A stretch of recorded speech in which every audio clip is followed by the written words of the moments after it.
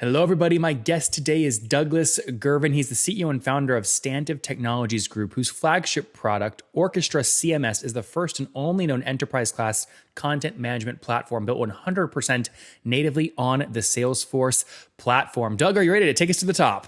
I am, absolutely. So that can be a blessing and a curse going all in on one platform. Why'd you decide to take that route? A couple of reasons. One, when we built the product back in 2010, we really saw the emergence of this idea of personalization. Amazon had taught us about that in 2005, 6, 7, 8. We really saw this personalization thing happening in a big way on more of a B2B side. So the only way to really personalize a user's experience is to have access to all that information about that user so you can tailor the experience they're getting on the web at the time. That was number one. Number two, Salesforce, we really felt was an emerging powerhouse coming into the enterprise computing space. We saw this about 7 or 8 years ago and really felt that it was the next generation enterprise computing platform. So combining those two along with a really unique way to build applications natively within the platform, we thought was a real trifecta in terms of the next generation IT service delivery. And give me an example of a customer that's using you guys and tell me what they launched with you plus Salesforce. Sure, absolutely.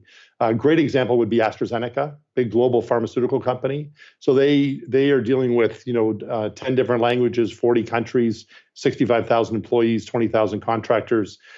Big challenges. How do you unify all the communications, collaboration across all those employees around the world? They, like many companies, had many disparate systems internally that were doing that. What they were able to do with OrchestraCMS was consolidate all of that information and all the collaboration into a single platform on OrchestraCMS sitting on Salesforce. So the platform not only delivers content and facilitates collaboration, but the other thing it does is it brings together all the IT applications in that organization that employees need to get their work done. So what happens is the employees end up with a single place to go to do all of their work. It's a very pleasing environment from a usability perspective. It deals with all the linguistic issues across geographies, all the compliance issues across geographies in pharma, and all of that from a single platform with a highly distributed group of hundreds of authors around the world. And is the model a SaaS model or pay as you go, or what's the model? It's all SaaS. It's all SaaS, great. Subscription. Yeah, absolutely. And Orchestra delivers both that intranet type of capability as well as the traditional portal, as well as public sites. So you take a look at most organizations today, they're dealing with something different on their public site, something different for their portal. If they're doing, say, banking, online banking, that's a different technology. If they're looking inward to their employees, that's yet a different technology. So we unify all of that, and then we surface all that functionality out of Salesforce and other platforms in a business-driven, highly compliant way. And Doug, what's the average customer paying you per year, would you say? It really varies widely, but if you sort of stuck it in the middle somewhere, between $150 and $500,000 a year. Okay, good. So yeah, you're very much in the enterprise space. Absolutely. Got it. So it's fair to say maybe 150 is a minimum, 500 is an average, and you probably have some outliers that are way above that. Yeah. Okay, give me more of the backstory here. When did you launch the company? So the company's been around for a while. Our first incarnation was as a partner with Sun Microsystems, so we were very heavily into large systems and system software. Early 90s. Oh, wow. Okay. So been around for a while, hence the gray hair. The product itself, we got on Salesforce as a customer in 2003 when they were very young, felt there was a real potential future there, built a lot of the things that we did in our business around that at the time, and really started making the transition into Salesforce development and then about 10 years ago. When that became available. So we've been on the platform developing for as long as you could be. Yeah. So you launched in 1991. You scaled to where you are obviously today. Have you bootstrapped this or have you raised? So we've had two incarnations. The first number of years was really around the Sun Microsystems partnership. The product itself was built in 2009 and launched in 2010. We spun completely away from that partnership and went completely into OrchestraCMS at that point. So think of us as really 7 years old in that respect. Okay. We bootstrapped for about half the time and raised some capital for the second half. And how much total have you raised so far? Somewhere around 15 million. 15. And why decide to go that route versus continuing to bootstrap? Part of the challenge we had was that when we launched Orchestra, we figured we'd evolve like everybody else. You sort of move up the food chain as the product gets more sophisticated. Within 6 months of launching the product, we were into Fortune 100 companies. They really loved the idea of that highly personalized experience on Salesforce. A lot of them got the vision early. It really culminated with us winning a very, very large project with, let's say, a Fortune 5 company. And what's large? Are we talking multi-million dollar kind of deal or what? Yeah, that sort of area.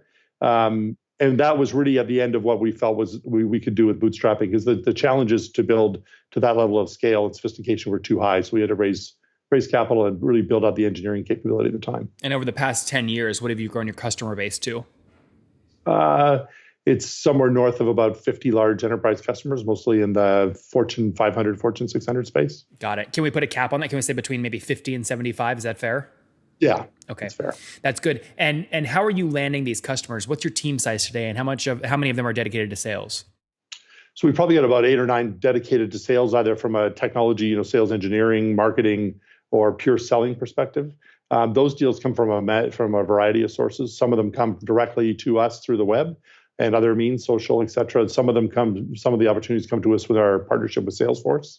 And others are coming to us from referrals through systems integration partners. And what's your total team size? Total team size today is about 50. 50. Okay, good. So I mean, well over 10% of your force. So 8 people focused really on the sales aspect. Absolutely. And that's increasing as we go forward. Yeah, that's good. In terms of unit economics, I imagine there's 1 or 2 things you've got to get a brand new customer to do to make sure they stick. What is that for you? And what does your retention look like once people hit that whatever that usage thing is?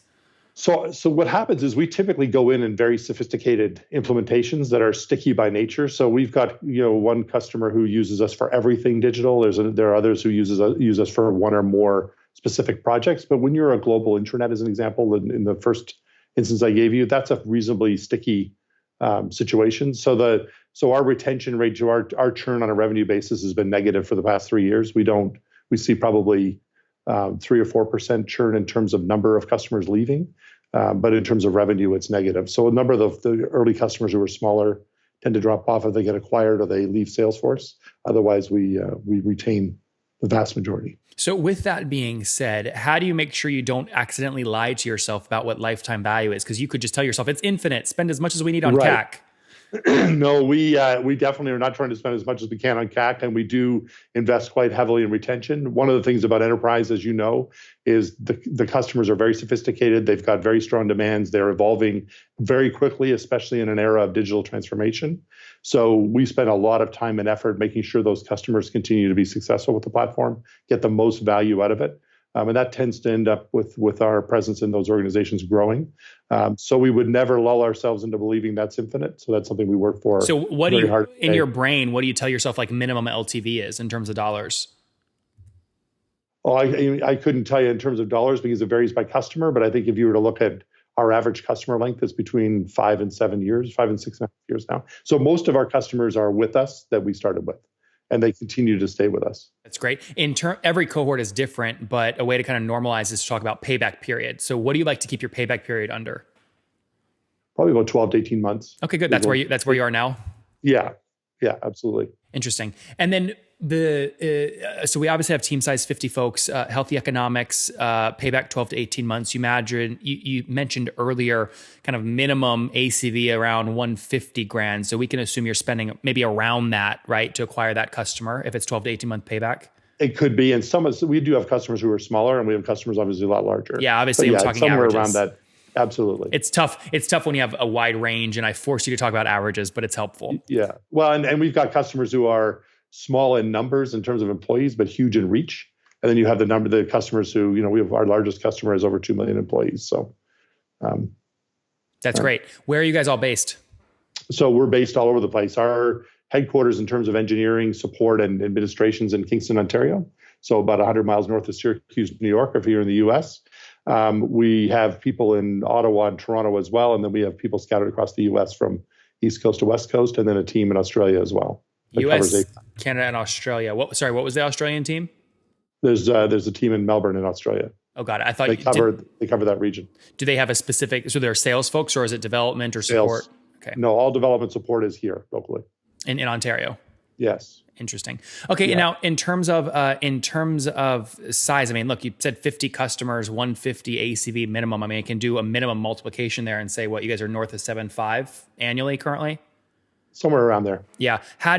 What's kind of the next step for you? What are you trying to drive towards? Do you want to get more customers, or do you want to go deeper on your current ones and increase wallet share? So we're doing a little bit of both, a lot of both actually. So we've been, from the standpoint of going deep, we're targeting about 25% of our revenue growth coming from existing customers as well as acquiring new. And so we see that as something that we're accelerating. So we've really come out of now, because of the demands the customers placed on us early and the large customers we acquired, we spent a lot of our time on engineering. That's really shifting now more to sales and marketing. So when you say what's next, it's really all about growth. And that growth will come both from existing as well as new. What are you growing at What are you growing at right now in terms of year over year? About 40% at the moment. Pretty healthy. Trying to accelerate that into the 50, 60 over the next 12 to 18 months. Yeah. So, that's good, right? So you said 40% year over year growth. If you're at around, call it 7.5 now, that means what, last year, December 2016, you were somewhere around 5 million, something like that?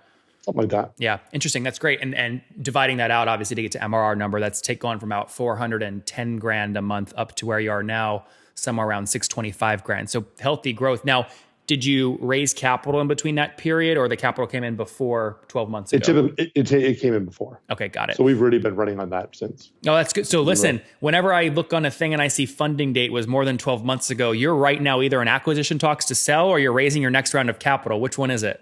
We're probably in the latter part of that one. Good guess. Good guess.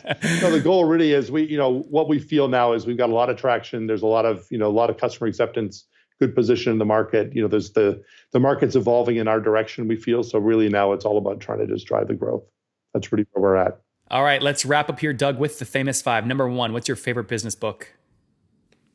Oh, favorite business book? Probably just a good one. My latest one would be The Hard Thing About Hard Things. Yeah, that's a good one. Number 2, is there a CEO you're following or studying right now? There's a number of them. I think everybody from Andreessen in the VC world that I follow, to any number across number of industries. I really look for characteristics. Those probably give me an Ontario CEO you really like right now. In the startup space. Yeah, like not a mainstream one everyone knows. Yeah, so I think somebody I have a lot of respect for. I've known for a while is a guy named Mark Naughton at Tier 1 CRM. Yeah.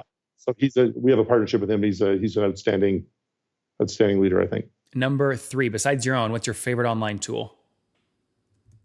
I probably spend most of my time in Google Docs. Yep. I know it sounds boring and mundane, but true. Number 4, how many hours of sleep do you get every night, Doug?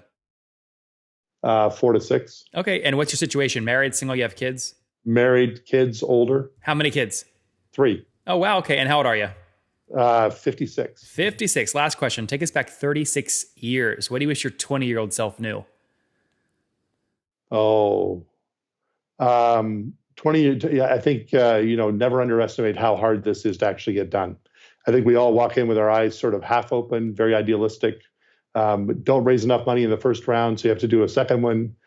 Don't see the growth opportunity as big as it should be. I think those are the big ones.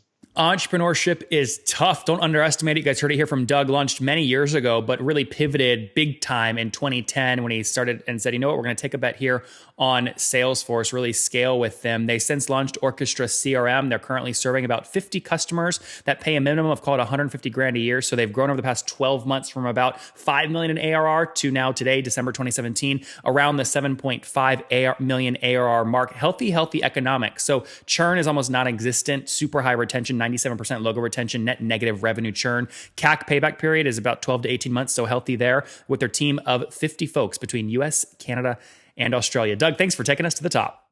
Thanks very much. Appreciate your time.